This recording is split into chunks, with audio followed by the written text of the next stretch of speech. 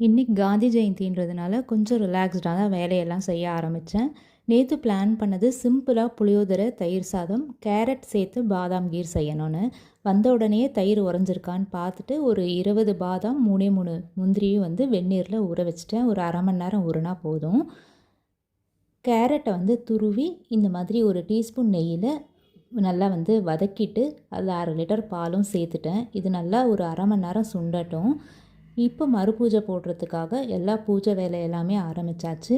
பொம்மையெல்லாமும் ஒரு 2 ஹவர்ஸ் படுக்க வைக்கலாம் அப்படின்னு ஒரு படிக்கு ஒரு பொம்மைன்னு படுக்கவும் வச்சுட்டேன். 1/2 லிட்டர் பாலுக்கு 3 டேபிள் ஸ்பூன் சர்க்கரை சேர்த்துருக்கேன். இது கொஞ்சம் கம்மி தான், நாங்கள் ரொம்ப ஸ்வீட் சாப்பிட மாட்டோம் அப்படின்றதுனால.